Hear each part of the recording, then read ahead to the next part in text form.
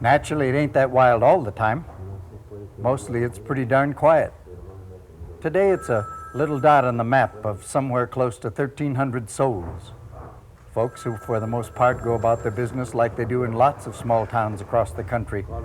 But the place has better than 100 years of a special Western life under its belt.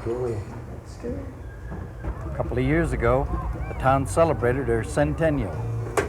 That was such a big deal, even the U.S. Postal Service got in on the act, putting a stamp of recognition on a little place that not many folks know much about. You know, in 100 years, you end up with a lot of stories about a place, but I think the most interesting one hereabouts is why the town has its alias. For longer than anyone here remembers, Magdalena's always been known as Trail's End.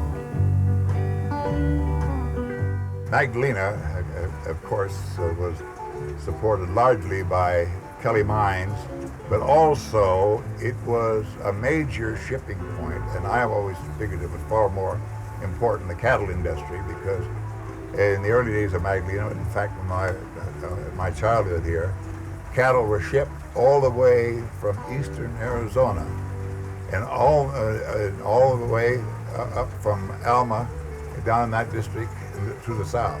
It was one of the largest cattle shipping points, if not the largest, west of the Mississippi, because of the large area where they ship the cattle from.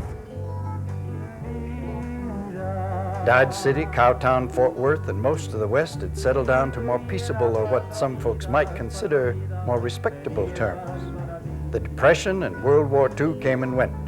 The world changed and the West with it, forever. Magdalena, well, she was still holding on, kind of acting like a kid that just didn't want to grow up. They still moved them down the Magdalena driveway, a better than 100-mile Y-shaped corridor, 5 to 10 miles wide, built in the 30s by the WPA. The West still lived, in a few places at least. Up in the state capital, Santa Fe, those tourist promoters and Chamber of Commerce types had a heyday. They even produced a film of their own about it, Roundup Time in New Mexico.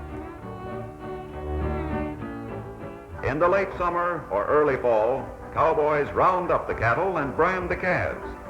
Roundups are held on all the ranges in New Mexico, from Lordsburg to Raton, from Lovington to Magdalena.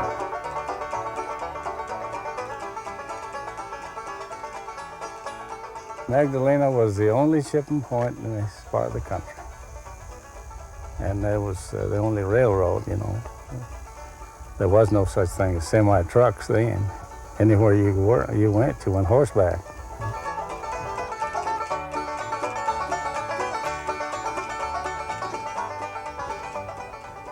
We used to get ready, be looking forward to that. Get the horses ready, everything ready to go. And